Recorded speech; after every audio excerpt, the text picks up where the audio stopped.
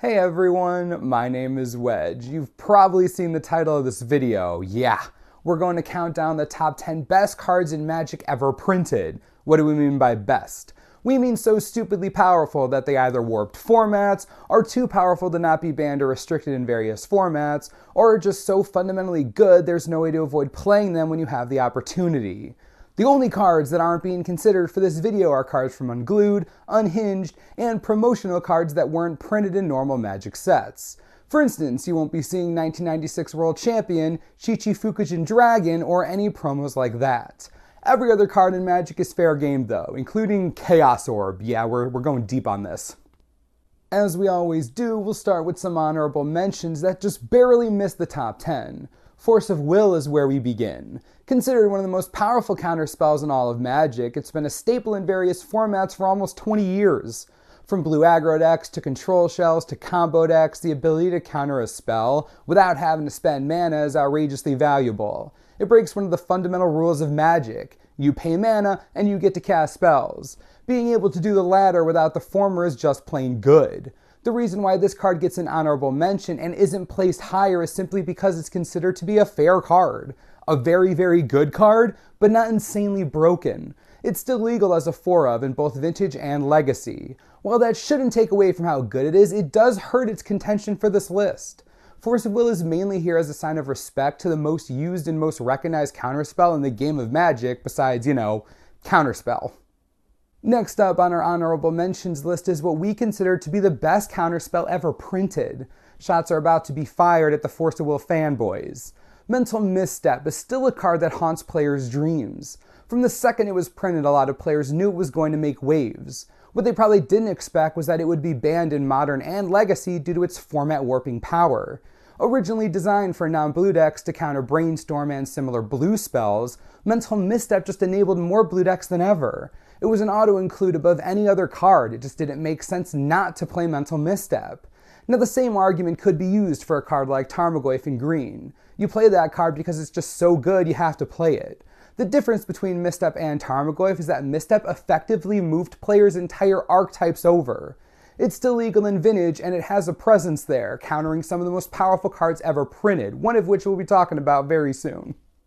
The argument can be made that Force of Will is better than Mental Misstep simply due to its versatility. After all, it isn't pigeonholed into countering just one mana cost spells. Two counterpoints to that argument. First, Mental Misstep is Phyrexian mana, can't get much more versatile than that.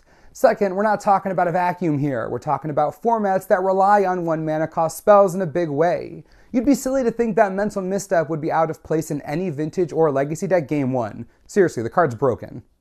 The last honorable mention before we get to the meat of this list is Bazaar of Baghdad. Despite all of that text, the card's pretty simple. You can tap it to draw 2 cards, then discard 3 cards. Outright banned in Legacy, the only format this card calls home is Vintage, and there it's basically royalty. Ever heard of Dredge?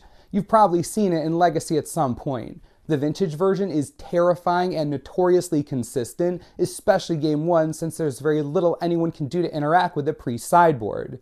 Anyways, Bazaar of Baghdad is a staple in that deck. Being able to draw 2 cards is nice, but discarding 3 is basically the dream since the graveyard is, more or less, an extension of your hand. In Dredge, this is straight up card advantage, so much so that a Dredge player could mulligan all the way down to 1 card and still win if that card is Bazaar. That's how good it is. Besides Dredge, the short answer to why this card is on this list is because in Vintage, a lot of strategies are so interactive with their graveyards that you honestly don't care about discarding cards. Bazaar has been used in flashback strategies, various madness builds, Wordgorger Dragon shenanigans. This doesn't even mention the hilariousness that was Bazaar of Baghdad plus Squee Goblin Nabob. Look, it would be technically correct to say that this card is a card filtering machine, but honestly, in Vintage, this is card advantage through and through. No one questions the power of Bazaar of Baghdad. If you do, face a Vintage Dredge deck and then come back and talk to me. It's a living nightmare. Alright, here we go. These are the top 10 best cards ever printed. Coming in at number 10 is Mishras Workshop. A land that you tap to add 3 colorless mana to your mana pool, spend this only to cast artifact spells. This won't need as much explaining as some of the other cards on this list. It should be very clear why this card is broken beyond reason.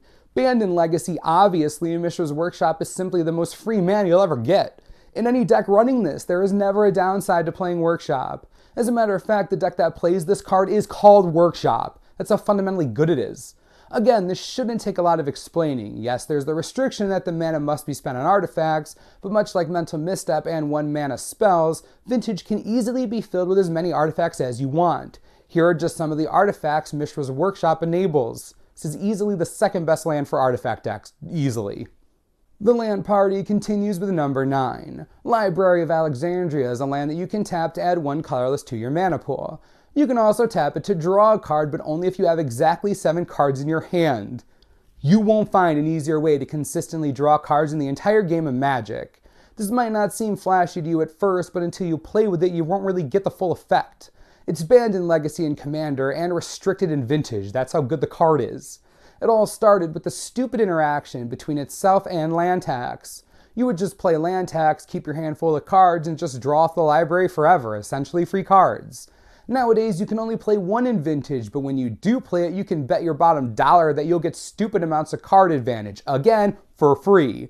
Just look at the current Vintage metagame. Delver's playing it, Mentor's playing it, Standstill, Doomsday, Blue-Black, Grixis. The list is near endless. How easy it is to draw cards with Library is just plain unfair, and that's why it's on the list.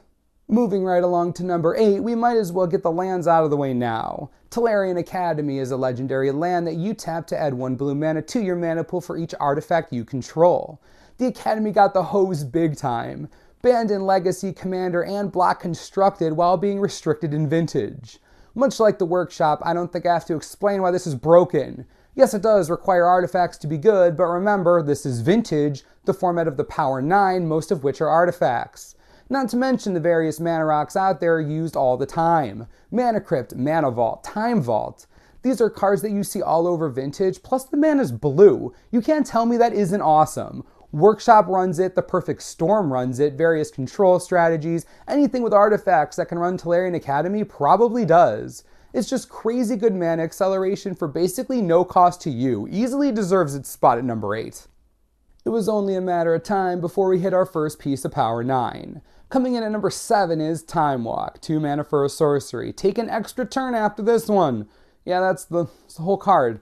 Let's take a look at some other extra turn spells, shall we? Beacon of Tomorrow, 8 mana and you shuffle it away. Savor the Moment, 3 mana sorcery, but then you have to skip that extra turns on tap step. Temporal Manipulation, 5 mana sorcery.